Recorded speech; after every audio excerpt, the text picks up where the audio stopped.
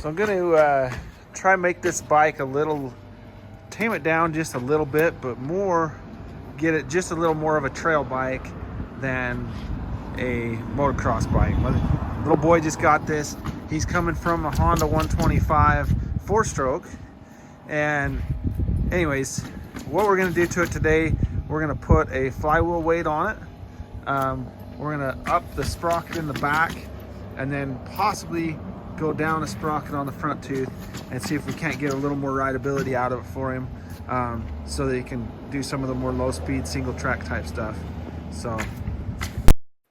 So tools needed: Phillips screwdriver, a small piece of rope, 13/16 wrench for the plug, a pick, cordless impact driver with a 14mm socket, and a torque wrench.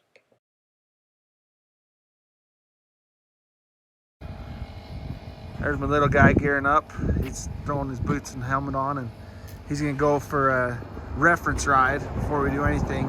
And then I'll put on here, I went and rode it. I'll put on here what he thinks and what I think after we're done. And other thing we're still looking for is a kickstand. So if anybody that's watching this knows of a good kickstand for a YZ85, let us know.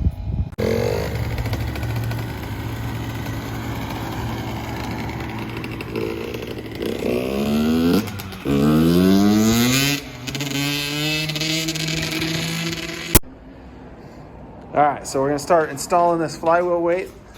Just got the bike leaned over on a milk crate. And the one we're going to put on is this Stealthy off-road flywheel weight. Got it from Rocky Mountain. I think it was about 130 bucks. Okay, I'm just going to pull these 4 bolts out, or 4 screws out.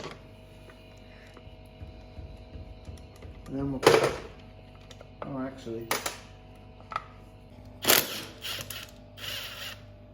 okay, so just use the impact gun, little impact driver. It's like there's a washer underneath here, so couldn't find a magnet tool.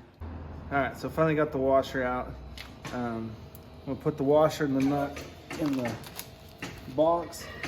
Here's our Stealthy off-road. I believe it's a 7-ounce weight, so that'll just go on there, just threads on, and then we'll tighten it down to spec, and then we'll have to follow the instructions as far as tightening these Allen heads on the sides. Cut. Alright, so we weren't able to get this to torque down by putting it in a higher gear and trying to hold the brake on, and so I'm going to pull the spark plug, and I got a piece of rope. There's our plug. It actually looks fairly decent, nice chocolate color tip to it. Alright, so here we have a little bit of rope, and I'll video it when I pull it out, but I just took spark plug out, and then we've got to go to 27 foot-pounds, and I think we're getting there. There's 25, 27. So, okay, we're good on that. I may have to rotate it back just a hair, and then that was about all the rope I used. All right, so I went back and forth. There's 4 of these, one at the top, bottom, and each of the sides, and just tightened these about a half a turn a piece till they made contact, and then started snugging them down equally. The instructions said just like torquing a head, so got that completed now. All right, now we're just zipping the cover back on. We'll reinstall the spark plug and take this sucker for a ride and see what we think. Start it, bud. All right, flywheel weight's installed. Here he goes on his maiden voyage.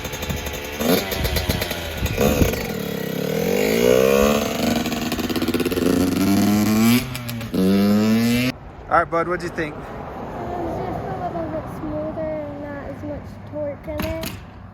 Not as much torque?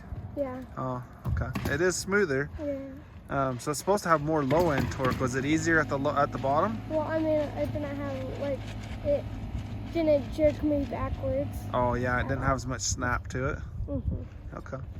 Was it easier to start out with the clutch or about the same? I had no trouble with it whatsoever. You what? I had no trouble with it whatsoever. No trouble starting out with the clutch before and no trouble now? Sounds good. So I rode the bike before and after. I could tell a difference in the low end torque. I could also tell a difference in when the power band kicks in. It's just a little smoother. My daughter actually rode the bike and she kills it almost every time when she starts out, and she was able to start out the first time. So overall, happy with it. Probably worth the $125, $130 it cost.